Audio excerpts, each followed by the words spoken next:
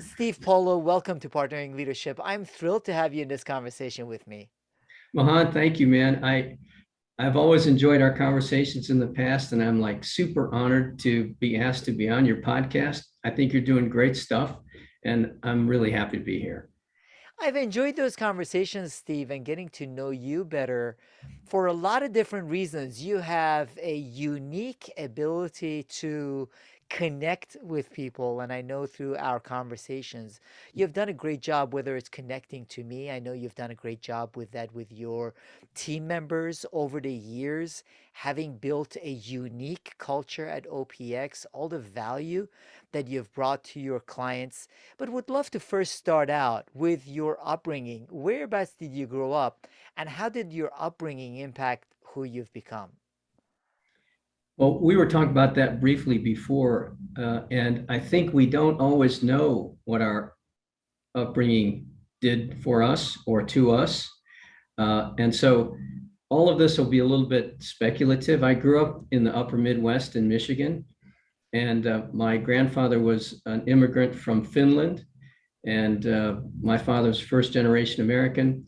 So I had a lot of kind of cultural influences that were maybe atypical, and who knows, but part of what America really is. But interestingly enough, I moved nearly every year of my life. And I went to 12 schools before I graduated from high school. Oh, wow. And yeah, and people ask me, so how come your parents moved so much? And the first thing they say is, were they in the military? And they weren't. And then they go, well, what gives on that? And I said, well, I never asked them. But I tell people now they were in the witness protection program, so they had so they had to move every year. But I really don't know. But my point in that is that if you move every year, you as a kid, you kind of have two choices. You can either make friends quickly, or you can hide. And whether or not I had the personality to make friends ahead of that, or that was contributory or whatever, I somehow believe that I'm able to connect with people because I was never in the same place for very long. And I had to connect, or I would be lost.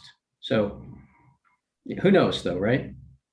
Yeah, but all those experiences, Steve, make us who we are. We might not specifically be able to point out personality traits or characteristics that evolved as a result of those experiences, but your ability to connect with different people to a certain extent as a kid growing up was a survival capability you had to develop. It was. And I guess I did it. I mean, who knows? But I'm stuck with who I am now for whatever reason. uh, So, what was it that got you to study political science, Steve? it really wasn't political science that intrigued me. I started high school in suburban Chicago, another one of my moves. And I decided to take Russian. They had Russian language in this high school. It was an enormous high school, 3,000 students. And so my Russian teacher, his name was Eduard Kazimirovich Svikovsky, Ed Zwick. And so Ed was such an inspiring teacher. I mean, he was just so inspiring. And of course, he's teaching 14-year-old kids. So you had to have like the patience of Job, or you had to be super inspiring. And he was. And so I developed this affinity for Russian language. And that later on turned into really Russian studies with political philosophy as the underpinning. And that was the whole reason I did that. No, absolutely no other reason whatsoever. So That is incredible. The influence a good teacher, in this case, a great teacher, right. has on what you choose to study and the trajectory of your life. Yeah. Well, so I actually believe that's right. And I think most of us can point to somebody like that in our lives. And maybe we'll get into that later on because I think there's something very close between being a teacher and being a mentor, or said differently, there ought to be, because teachers have some of your future in their hands, as do mentors. So I think that's probably something we could maybe talk about a little bit later on. But I agree. You often people are inspired not necessarily by a subject, but by somebody, and that subject takes on the character of the enthusiasm and kind of power of that person, right? But that's what happened to me. It is, and for many of us, I still remember my history teacher, Mr. Gilhul, and the impact he had on me. And it's incredible that whether it is for me remembering this teacher's name or for you remembering your teacher's name, the influence that teacher, that mentor can have on the person's life. Because I know you also are a big fan of Russian literature. So this has become a part of who Steve Polo is. I guess I tell people that, I have a degree in Russian studies, and, that in $5 you can get a cup of coffee. But but I enjoyed it. It's funny, people also asked me when how come, what were you planning on doing with that? And I said, well, I thought I could be a teacher, but I'd have to get a master's and all that. So it didn't occur to me, or I could go work for the government or the CIA. And I thought, well, teaching maybe, the CIA probably not. I wasn't probably on their list, or maybe I was, but maybe not for the right reasons, because I was kind of politically radical in those days. So I had to go find something else to do. So what did you find yourself doing with a BA in political science Right, after having studied a year of intensive Russian? right. Well, that's a whole nother thing. So I want to tell you a story about that intensive Russian class. So it was at the University of Toronto, and they knew so much more than me. They were a whole year ahead of me when I got there. So I was like the dumbest kid in the class. Actually, there was a guy who was dumber than me, but he quit. But he quit. So he turned out to be the smartest. So here I am, the dumbest kid in the class. I'm like flipping out. I'd always been a really pretty good student, and I was not doing well. So I called my dad and I said, Dad, look, I'm struggling here. I think I want to come home. And he said, okay, so let me ask you something. What would happen if you stayed? And I said, well, I don't know. He said, do you think you could learn something and maybe pass? I was like, yeah. He goes, so why don't you stay? And it wasn't what I wanted him to say. I wanted him to say, yeah, come on home. It didn't. And that was one of those lessons that sticks with you for a really long time, because it's not just useful to you, it's useful when you talk to other people about things they're struggling with. So what happens if you stick with it is a really, really powerful question, right? And you can say, I don't know, I don't want to. Okay, fine. But there's a chance that you just needed that little push to stick with it. I don't know. Anyway, so that was that. And of course, when I graduated with a degree, I couldn't get a job. Unlike now, where you can get a job like falling out your front door. But I couldn't get a job. And so I got a job in a retail business. And I went to work there it was the very last straw, I think. It was the last place I applied. I'd applied on dozens of places. Anyway, so they hired me. And I worked there 6 months. And the owner of the company comes to the sales floor, and he looks out over the floor, and he looks at me and he goes, and I'm thinking, this isn't good. So I walk to his office and he says, sit down. Kind of like that. He's behind a big desk. So I sit down. He said, do you think you're better than we are? I said, what? He said, do you think you're better than we are? I said, no. He said, well, you're acting like it. I said, okay. He said, okay, what? I said, uh, I'll, I'll stop. He said, listen, there's nothing holding you here whatsoever. There are no chains on your legs. There's nothing. And if you think that you're better than us or you don't want to be here, there is the door and you can leave now. I was shocked. I mean, I thought, really? How could that be? He said, what's it going to be? I said, I'll do better. He said, good, get out of here. And I walked out onto the floor and I realized he was right. I had this degree, big deal, but I wasn't better than them. And that was like such an important lesson as I reflect on it now in leadership, because he recognized something in me, or we wouldn't have had that conversation. He also made me realize that if you as a leader think you're better than somebody else in your own organization, that's a problem. Because first of all, you can't relate to them. I mean, you can't, because you don't care what they do. And second, you can't empathize with them at all because you have no concept of what they're experiencing, both of which are really, really bad leadership mistakes. So, I just lucked into that completely. But I got to be the beneficiary in a big way.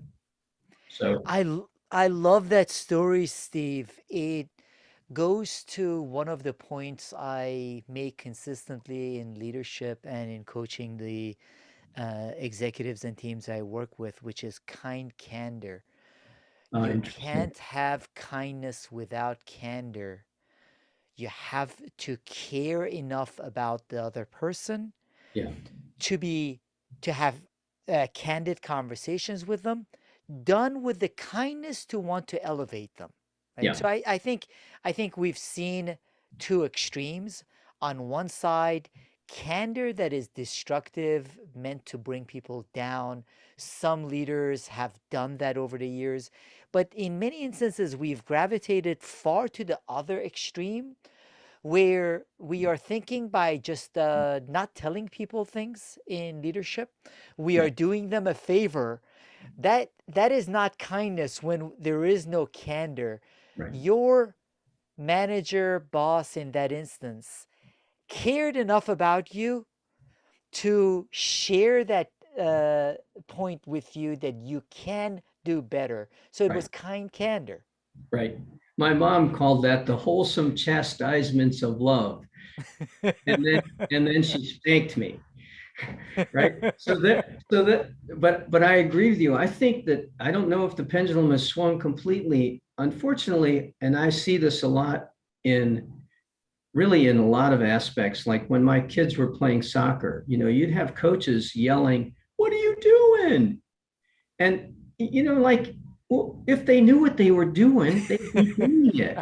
Why don't you, instead of shaming them, why don't you inspire them and teach them, right? And I think coaching in general has modeled that kind of bad behavior, and that leaked into early leadership, I think, right?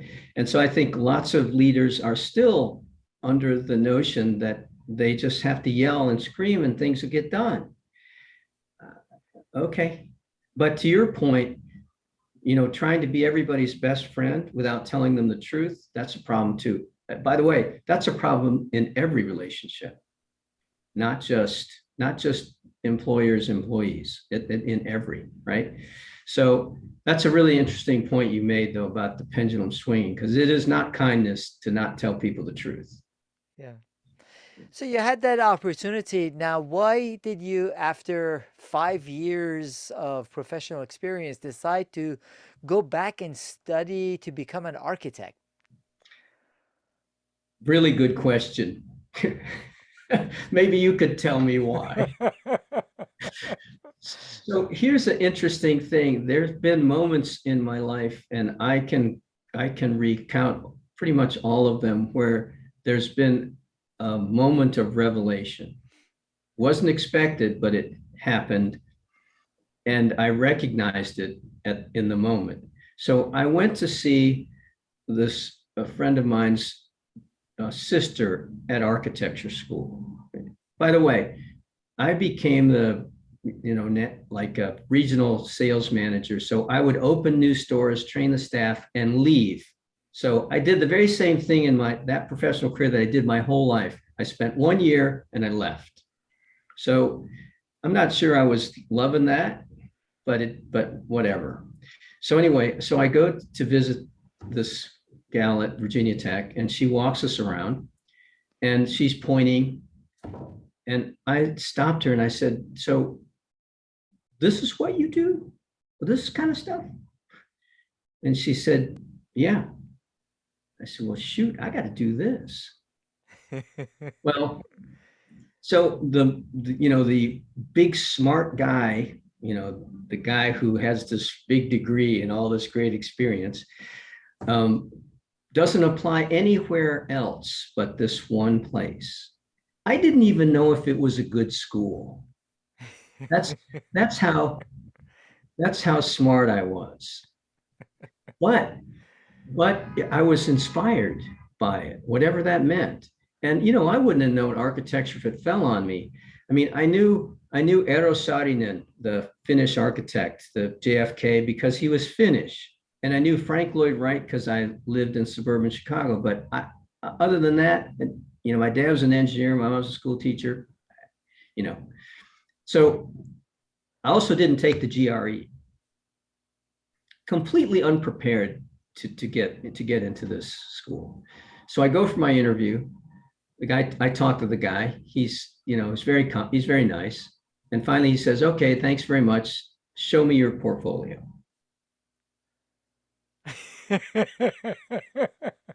What's that? I was smarter than that. I said, "I'm sorry, but I don't have one." And he said, "Gee, that's too bad." And the interview was over. And I thought, man, you messed this up, dude. You spent all this time and now you came to this point. You weren't even prepared. So I went back to this friend of this gal's apartment, and I did two paintings. I'd been painting since I was 19. And I slipped them under his door with a note. And then I drove back home going, "You idiot." And I got in. I swear to God, I think they picked up the wrong application. I swear.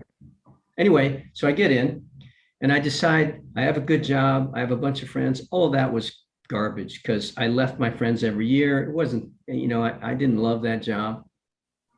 But I told everybody I wasn't going to go, and they all bought it because, if you say something forcefully, people are willing to listen to you, right?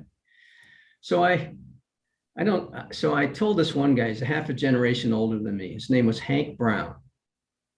Another unofficial mentor I didn't know was one until we had this conversation. I told him this song and dance. He looked at me. He goes, "That's BS, man." And I said, "What?" He said, "You're an idiot." I said, "What are you talking about?" He asked me, "If you were going to drive from here to San Francisco, would you wait till all the lights turned green before you left?" And I said, "Well, no." He said, "You got your first green light." I went, "Oh man, I guess I better go." He goes, "Yeah, better go." So that was one of those other things, those moments where they weren't really my mentor, but they sure acted like one in the moment, right? So that's how I ended up, studying architecture. I wish I could say I planned it from the beginning, but no such luck. What a beautiful analogy, Steve. And it also goes to your leadership, and I think these stories show why you are the kind of leader that you are. You recognize the contributions that other people have made on getting you on the right course, rather than the story being Steve who knew it, Steve who was able to drive it, which is oftentimes the view that we might have, and therefore that translates to the way we lead as leaders. It's your view and perspective of the opportunities that came to you in part because there were others who were willing to give to you and contribute to your journey along the way. And I think that's a great way to think about our lives and leadership. Everything that we are able to accomplish is because of the many great people and circumstances we've been part of, as Yes. much as anything else. I couldn't agree with you more. It's funny. I guess I can say this in this context. It's highly personal, but my mother was a school teacher. She taught children with learning disabilities. That was her thing. And she taught a really close friend of mine who has gone on to become kind of an important figure. He wrote a book called The World Peace Game and Other Third Grade Miracles. His name is John Hunter. And Chris Anderson from Wired Magazine said he had the #1 TED Talk of 2012. If you have a chance to listen to it, I would recommend him. I mean, he invented this game where children in his fourth grade class solve for world peace every year and do it. It's an amazing story. Wow. But a friend of mine called me up and said, "Hey Steve, you gotta check out John's TED Talk. He mentions your mother." I was like, "What?" So to your point, he says something like, "And I'm here because of all these people," and he mentions my mom as one of his inspiring teachers, which was so to your point. And she doesn't have a clue that happened, not a clue, not right, would never know. And so I think another point that's maybe hidden in your description of some of the leadership traits that we might want to cultivate is, even if we don't know what the result might be, there will be one. So let's be aware that there will be one. And let's also be aware that you can't control it. Now it's in their hands. You gave them this piece. Now it's them. Now it's up to them to do. There's no, right? So no matter whether they stumbled into it or they intended it, it's still up to them. So anyway, interesting. And it's a beautiful way of putting it, Steve. I had a conversation with Vanessa Bonds. She's a professor of organizational behavior at Cornell, has an outstanding book on influence. It's called You Have More Influence Than You Think. Um, And she shares a lot of great studies and examples of the influence that we have. And in many instances, influence that we are unaware of ourselves. With the yeah, smallest word that we leave with someone, yeah, the impact and influence that that has on that individual. So, to that point, your mom as a teacher might not have reflected on the influence and impact on this one individual, John. By the way, in the show notes, we will link to his TED Talk well, so the cool, audience can see that TED Talk also. great. However, it's a recognition that we all have that influence, whether it's with the team members we're interacting with on a daily basis, or even when we are at the grocery store or interacting with people standing in line somewhere, Yeah, we make a difference. and I think we also can be mindful that we should guard against throwaway comments also, because people remember that too, right? That's yeah.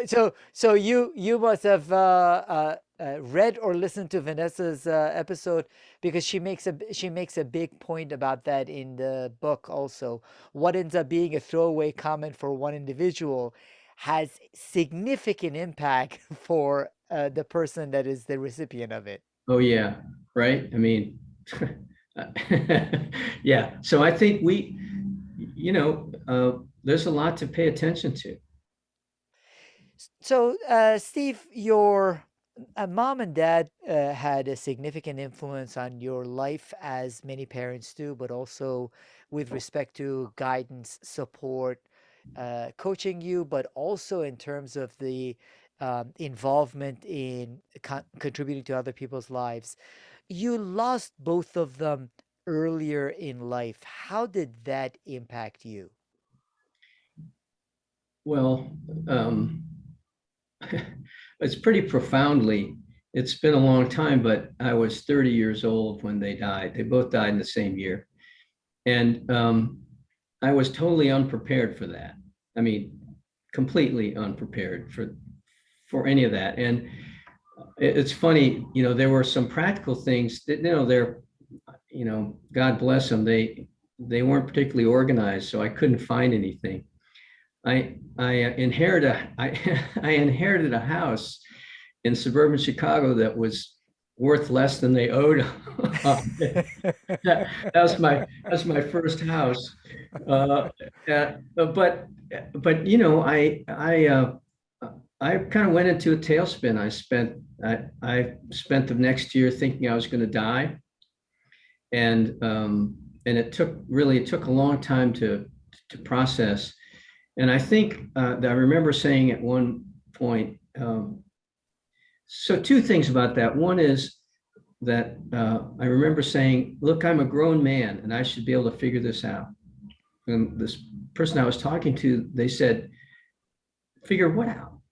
There's no figuring in this, Steve. It's only you can only feel it out." I went, "Oh, wow." I thought of that. Of course, I didn't want to hear it at the time. And I also said to somebody, "Oh, sure, like I'm ever going to use this experience again. They're dead. I mean, I can't lose them again. So how can I benefit from this?" And I was wrong about that too, because I've had people say, I haven't talked to my dad or my mom in a couple of years. I'm like, what in the world are you talking about? Just go call them right now, because one day they'll be gone. You'll never be ask them another question about anything that ever happened to you. So go figure that out. And I didn't have the foresight to know that at the time, right? But I think one of the real kind of results of that was I, because I thought I didn't have that long, I needed to do something, which was really the impetus to starting a business. And so I guess I'm grateful. I wouldn't have picked it, and who knows if I would have started a business otherwise. But that was certainly a catalyst. I thought, okay, I'm going to kick off. I better get to it. And so that's probably the most. I mean, aside from some significant trauma, that was the lasting one of the lasting positive components of them dying early. So So you started a couple of businesses, but eventually you founded OPX. What led to that, Steve? well, here I go again. Um, when I started the first business, I hadn't passed the architecture exam. I didn't know a balance sheet from page 8 in the phone book. Uh, and because I didn't know, I wasn't worried. I might have been, but I wasn't. I also bought a house in a emerging neighborhood. I guess that was the right term for it. I was homesteading, and I found that there were people moving out, and so I started another business with a partner where we were buying and renovating houses and selling them. So both those were, but that didn't really interest me, and I guess it should have, but it didn't interest me in the same way that the design world interested me at the time. But I did that for a long time, and I didn't found OPX. I was the previous partners of the parent or the first company that OPX became. asked if I would come back and join them. And over a period of time, they actually wanted out. So we converted, that former company into what now is OPX. And that was it at the time. It seemed like a challenging problem. We sort of inherited an organization that was kind of dysfunctional and pretty depressed. And I remember somebody saying, Steve, nothing's ever going to change around here, because if it is, you're going to have to do all the changing. That's what someone said to me. I was like, wow, that's a tall order. So what I said to them was, well, I can be the spark, but you better be the flame. And they went, what? I said, you have to be the flame, you and everybody else. The wood was wet, so there was no flame at that moment. But we got the flame going, and built it back into a pretty successful organization. But So I'm curious how you were able to do that, Steve. I remember the first time we met a dozen plus years back. The conversation we had, I was impressed with a bunch of things. One, your ability to connect one on one and have a genuine conversation, which oftentimes is not the case in business functions. There's a cursory exchange of hellos, business card exchange, and people move on. One was that ability. Second was the fact that you explained architecture very differently than I had heard others explain it. You explained it in terms of the environment and the business outcomes and the culture of the organization, yeah, which was very different. Now, more organizations speak that way, but they do. that was unique. And then the third element was you seem to really care about the culture of your team and organization. So, how did you go about making the change that created this new OPX with its culture? I wish I knew, Mahan. If it turns out to be a good thing, it could bottle it and sell it. But who knows? I think if you don't mind, I'd like to go back and tell a couple stories that be more illuminating about how all this stuff happened. So, a little known fact: I was a wrestler in college, and and I was a pretty good wrestler. I was on a scholarship, and at the end of my junior year, I told my coach I was quitting, and he said, "Why?"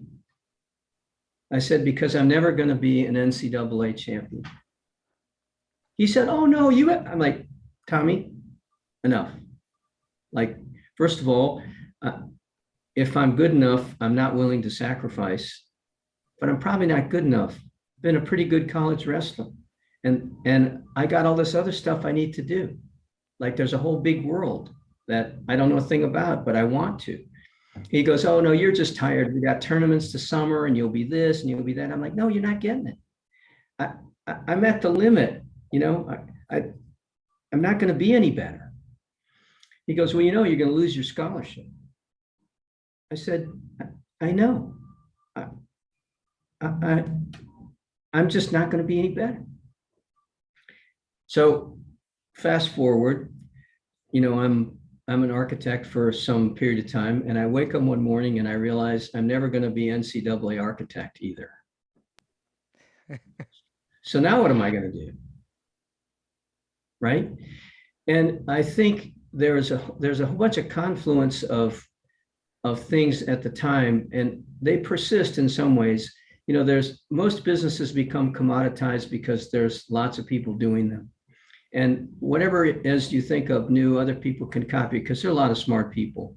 And so there's always this, uh, there's always this striving for differentiation and for non-commoditization. But the only way to do that is to sell something that's more valuable than the market thinks you can do, or that they recognize they've never seen before and actually is worth something. So as we started thinking about designing stuff, well, really, people don't want to design this stuff, they want to operate better. So how do we figure out how to do that? And so for me, you know, the as an architect, that's an identity. And I think many of us pick an identity and it keeps us from doing the next thing. I'm an X and an X does Y. All great as long as there aren't too many X's and there's plenty of Y to do. Otherwise, it's not so great. But if we strip away identity and we look at what skills we own, what are we capable of doing irrespective of what we call ourselves?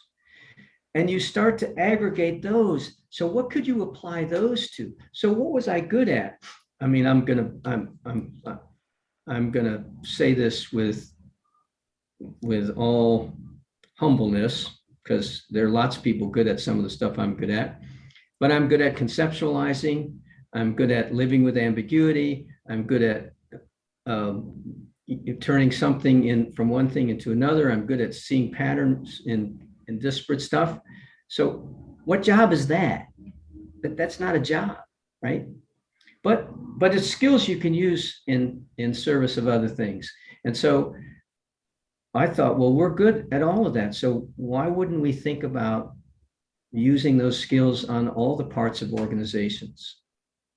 And that was the genesis. It was another revelation. And I said this to you in the questions I answered you. I called them realization of my limitations part 1 and realization of my limitations part 2. It's probably more like part 90 and part 95. But let's just say, for the sake of brevity, let's just say it's 1 and 2 for now.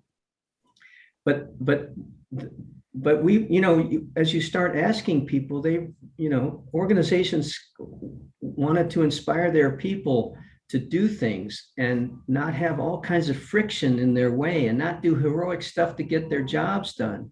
My friend, my colleague and friend, he says, people do this all day long. And we're like, no, you can do it like this. Oh no, we do it like this around here. Yeah, that's why it's so hard. So those were all kinds of, by the way, I'm making light of it, that they didn't come to us all at once either. That it was a process, and we had to develop a bunch of tools. And by the way, talk about a spark versus a flame. There was a ton of flame going on here and very little spark. So, I guess that's a short story about how that evolution happened. And actually, that's a great way of framing it, Steve. You did a beautiful job of explaining something that I find to be a challenge with a lot of organizations and individuals.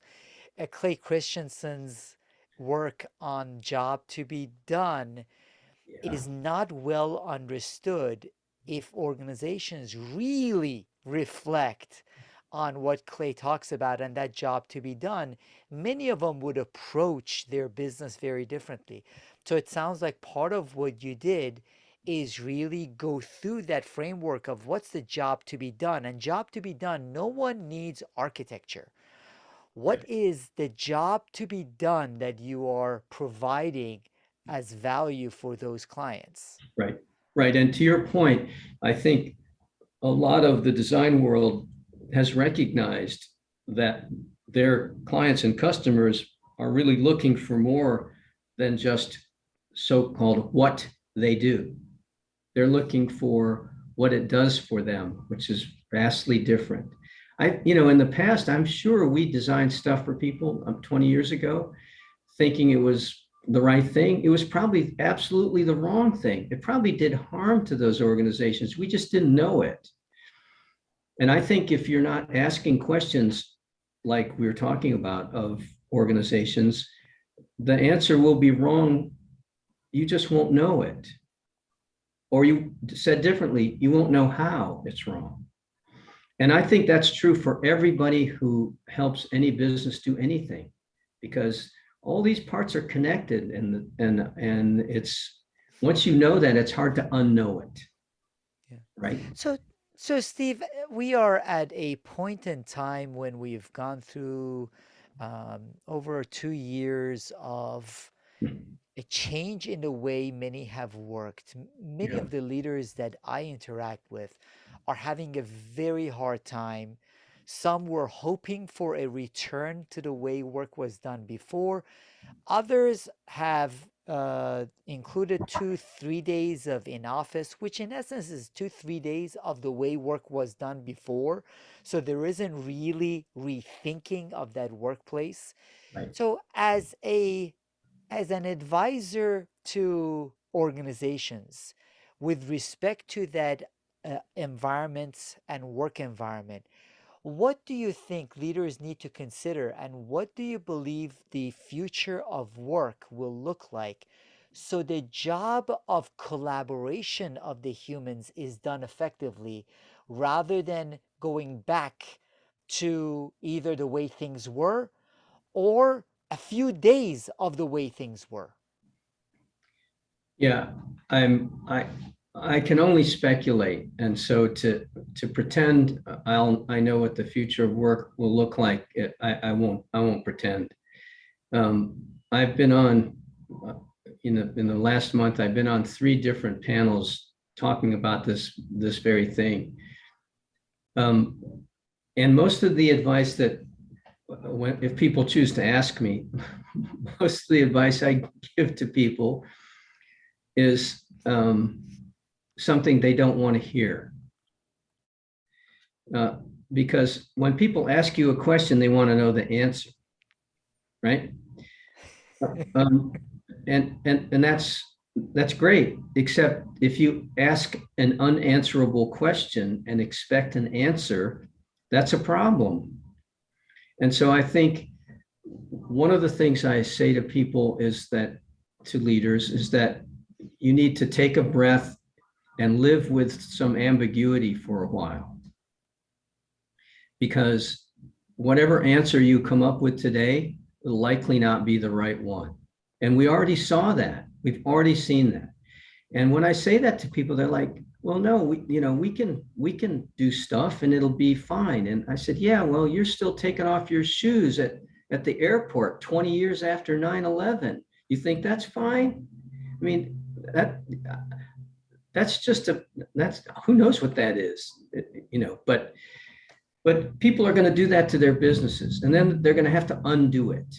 So I've said to them, here is your opportunity. You have never, ever in your entire career had this opportunity to be before you. And that is, you get to ask yourself the questions that are most important to what you think your organization needs to accomplish, and provide a series of answers under some decision criteria lens that's only important to you, and recraft how you do what you do. Oh my God, why in the world do you want me to give you the answer? Because I can't, it won't be right, first of all. So, you know, buck up, roll up your sleeves, and do the hard work of figuring out what the next thing could be. But do it with some optimism instead of casting back to some, by the way, that 40-hour, 5-day a week, it was a construct anyway. You think people work 8 hours straight at their desks? No way. But here's what they couldn't do. They couldn't uh, answer their kids' question about math, or they couldn't do a 20-minute Peloton workout, or they couldn't, right? But now they can. By the way, that genie is never going back in that bottle. But never is a really long time, so maybe I'm wrong. But why would we want it back? And so that's to say, and we've made it binary. Here's what we've said. Leadership has made this thing. Either you're in the office and we get collaboration, or you're out of the office and we don't. Well, who made that rule? I mean, really, do you think your people stopped collaborating over the last 2 years they've been at home? I'll bet they haven't. The fact that you don't know that, that's your problem actually as a leader. And I said this a while ago. I said, if you manage by walking around, you're going to have to manage by zooming around, which means you have to be really intentional about your leadership. In the past, you might let it slide. You can't do that anymore. Absolutely cannot do that anymore. And what a gift you're being given. I'm sorry, I don't have much passion around this, right? What a gift you've been given, and think of how we could recraft the working world. I'll call it the platform of work, so that people are really inspired to do the work that they want to do, which also happens to coincide with the work you need them to do. What a great opportunity. So let's work on that. It is an outstanding opportunity for leaders, Steve. It does take a lot more cognitive calories than many want to dedicate to it, but it's the reality of where we live. I would submit that it's going to be ongoing, not necessarily for the next couple of years. One of the authors I interviewed, I love Azim Azhar's work and his book, The Exponential Age, and he talks about the impact of exponential technologies, the Yeah, difficulty we as humans have in understanding exponential growth, and the different exponential technologies that not within the decades ahead, but within the few years ahead, are significantly going to transform our lives and the way we work. yeah, Therefore, that mindset that you talk about of rethinking how we work, collaborate, taking advantage of the new opportunities is something that leaders need to have. It's not just biding their time until yeah.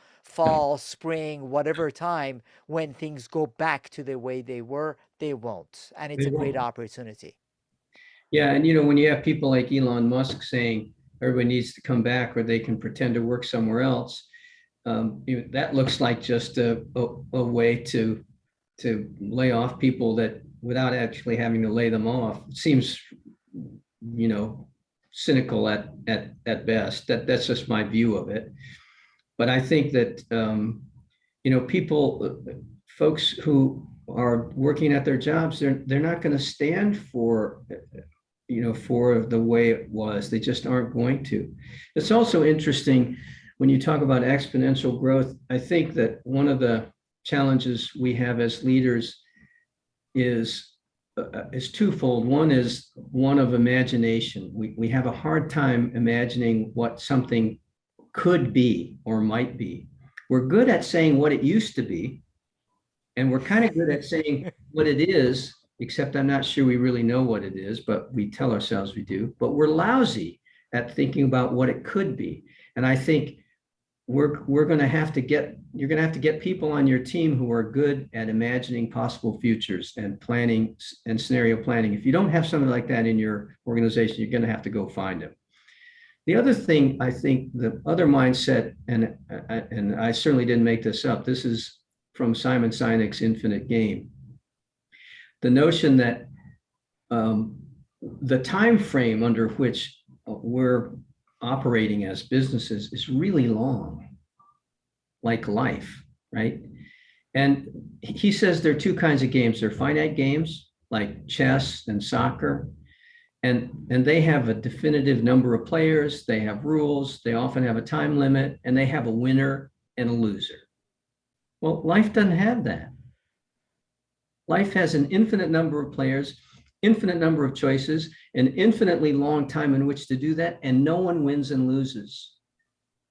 They might have success and they might have failure, but they don't win and lose. And so I think once we think, if we just expand our horizon just a little bit, you know, not next week, not next month, maybe not next year, like what do we really want? To your point, and not just to wait around going, oh, it'll just come back. It not going to happen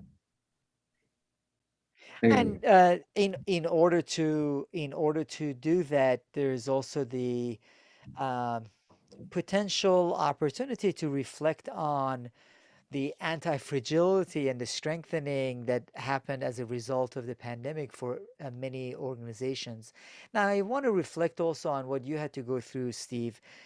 All companies were hit hard Yeah. with the pandemic.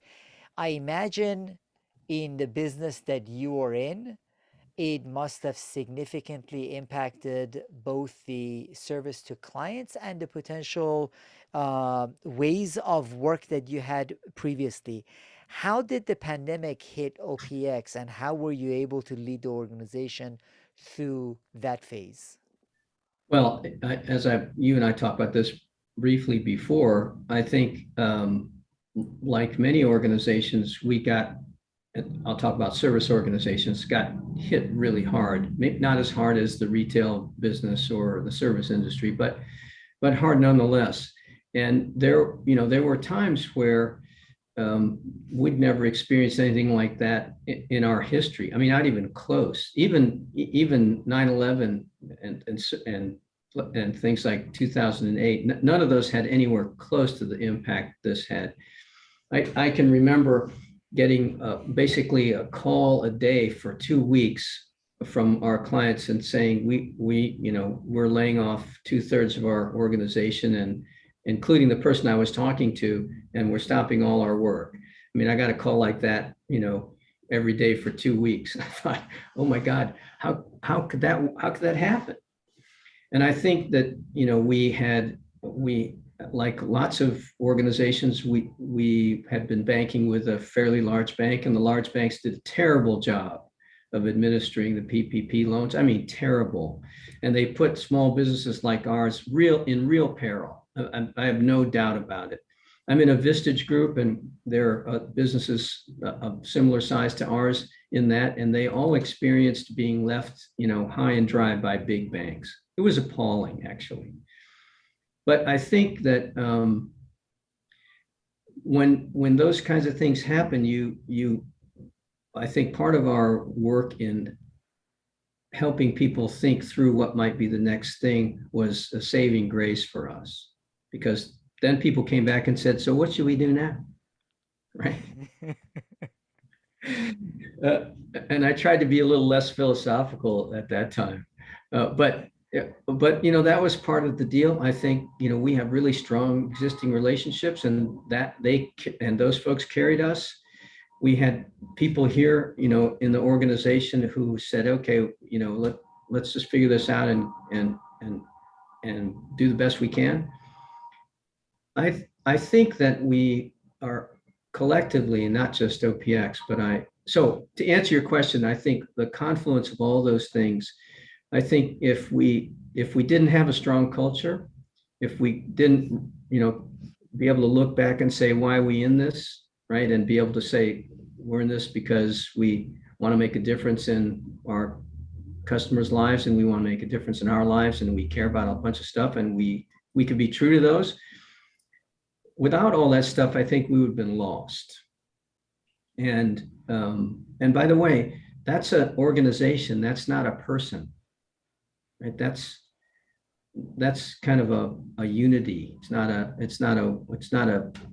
not somebody waving their arms and saying, we got to do this. Not that at all. One of the things we did do, however, is we said, okay, we got 8 weeks with the PPP money. We're going to act like a startup. We're going to come up with 5 or 6 new products that we think we can sell. So that, and whether that happened or not, and it, obviously we couldn't come up with 5 or 6 products to sell, but we came up with some. But what that did was it gave people focus and energy towards something positive rather than being upset about what we didn't have, right? But I also think that if you take us out of it or include us in a bigger pool, I think many leaders aren't aware of the psychological trauma that the pandemic has had on people. And they may want to talk about it, but talking about it and understanding how to deal with it are 2 different things. And I think we as leaders need to educate ourselves a little bit and tap into the empathetic, side of our leadership skills, in order to, help people get past it, because a lot of people suffered, right? And that kind of stuff sticks with you for a little while. So It does, Steve, and it's really important point for us to keep in mind. Whether it is when you look at it, the number of traffic fatalities have gone way up compared to the miles driven, number of pedestrians hit.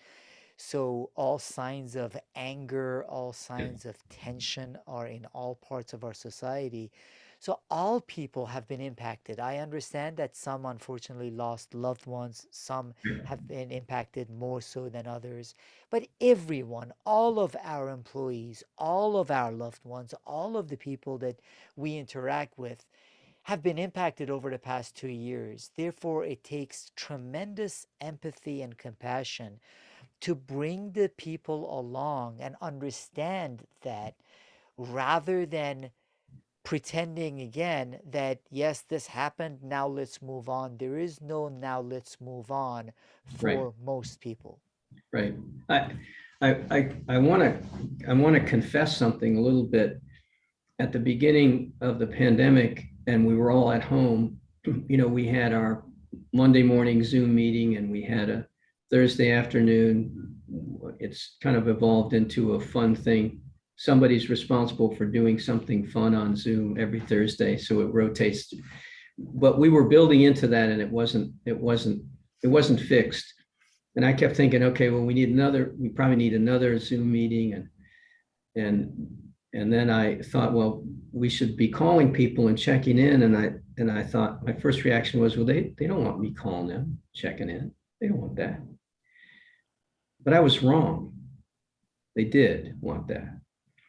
And it took some convincing. I was sort of convicting myself that they didn't. And it wasn't personal. It was that really that they want to talk to me. But as it turns out, they did, and they still do. And so until they tell me stop doing that, I'm not going to stop doing that. Right or wrong, it just seems like we need that. And the truth of the matter is, I also need it. So when I talk with them, we don't talk about work, and it's a joy. I mean, it really is. And it has some kind of, I think it has, for me, it has some sort of healing property. Good for you, Steve. Good for you for keeping it up. One of the things that happened early on in the pandemic, partly because people were remote, got access to Zoom technology and everything else, more leaders did more of that, which is why employee engagement numbers ticked up, because people felt like their managers and their leaders, organizational leaders, cared about them. But Right, as we settled back into normal patterns of behavior, more of the meetings of let's get things done were scheduled, fewer of the let me connect with you and see how you are doing. And you can right. see the trend lines, the employee engagement numbers have gone down again and are now below the levels they were pre-pandemic.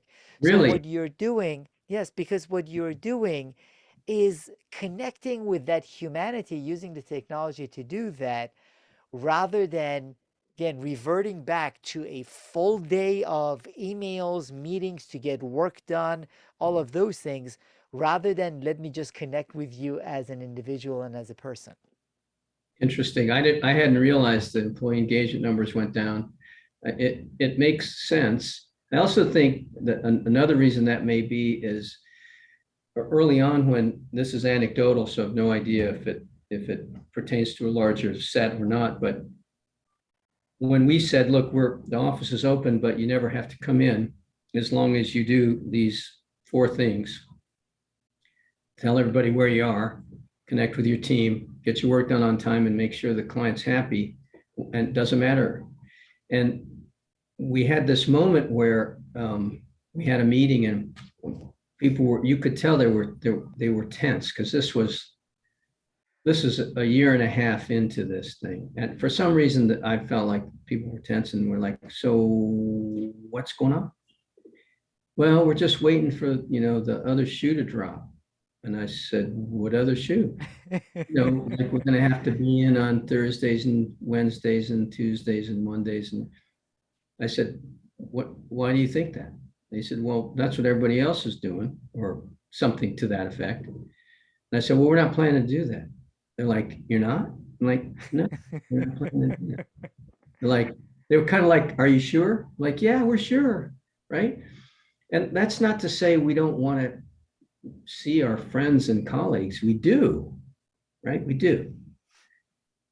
But, I'd rather have people being happy about managing their lives than, checking a box. I'm just saying. And that is a really important part of great leadership, Steve. So you've already shared a bunch of practices of leadership. I wonder if there are any other practices or resources you typically find yourself recommending for people as they want to become better leaders, whether in their own personal leadership journey or in leading teams and organizations. Have you, I'm going to make a joke.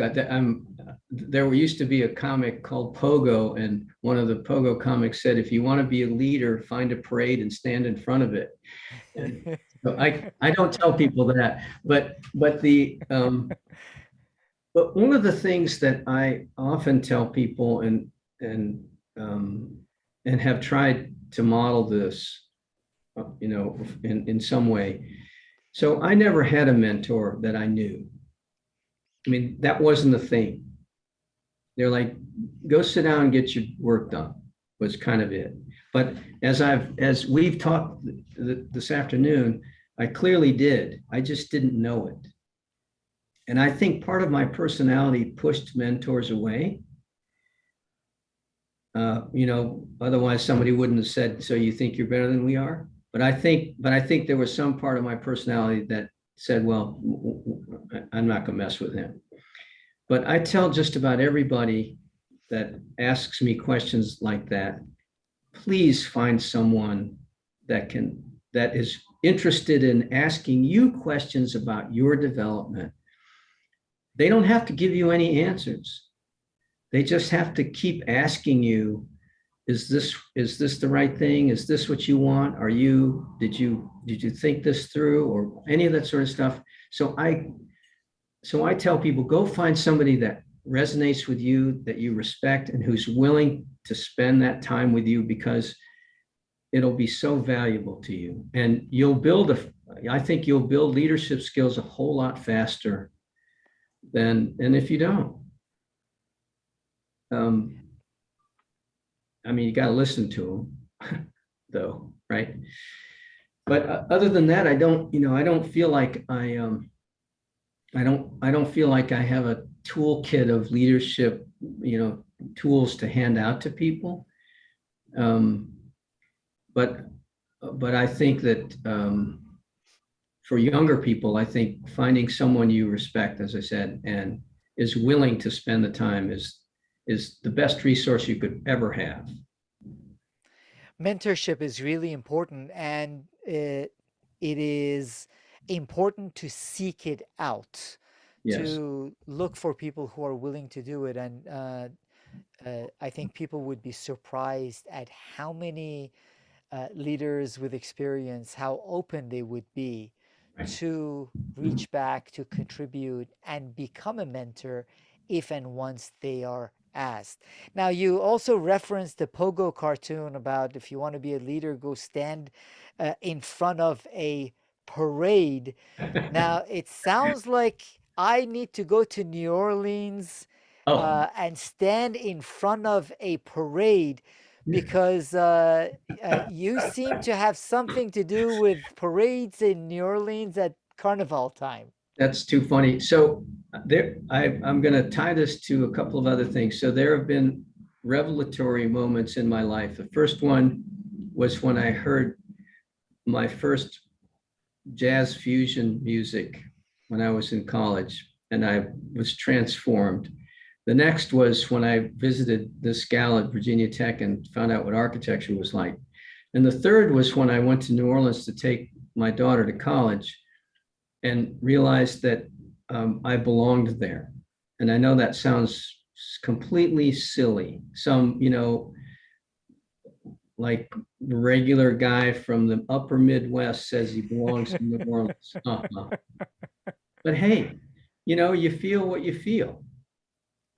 And so the interesting thing about New Orleans is that um, it's such a diverse place, ethnically and socially, economically, uh, and it has so many influences um, that it creates its own thing. I don't think I've been in another city in the US, maybe in the world, that's really like New Orleans.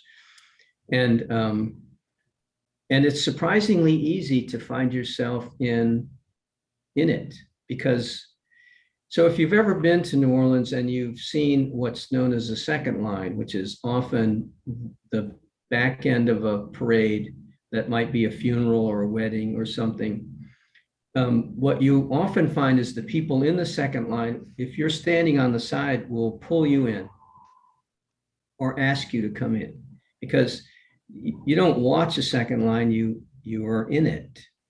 And so, and I think in general, New Orleans is like that. So when I got to know people there, I just found myself participating in these things. So it's been a blessing to me. I mean, that's that sort of time of my life, really. And my daughter still lives there, so I get to go visit her, and so it's a pretty amazing place if you haven't been. By the way, you only need to go to Bourbon Street one time, and that's it. And then the rest of New Orleans, you can spend a lifetime exploring, because it's a fascinating place, unbelievable food and world-class music. Like, we could spend another 2 hours talking about New Orleans. Well, next time I want to be a leader, I'm going to go there, stand in front of a parade, and wait for you to come join me there, Steve. I'll I be with you, really, man. Steve, I really appreciate you taking the time to share some of your own personal journey with the authenticity that you have, willingness to share some of the ups and downs and the challenges, and the people throughout your life that have, whether you knew they were mentors or not, were there for you to support you on your journey. And the advice you have for leaders with respect to seeking out someone to mentor them. There is a lot to be gained in leadership capabilities. And in my view, one of the reasons I love doing these podcast conversations is I get a chance to have a conversation with someone like you as a mentor and learn from your life experience. And the audience gets a chance to listen to great, humble, authentic leaders like you share your experience. I really appreciate you taking this time to share your leadership, Steve Polo. Mahan, thank you, man. I think though, and I know that you're going to be humble in this also, but I think when you first contacted me, even the questions you asked me, they weren't business questions, right? They were real life questions, and I think it you've made it easy for us to tell our stories and be authentic. So thank you for that, and thank you for including me in these things. I can't wait to hear the next one. Thank you, Steve. All right, thanks, Mahan. See you, man.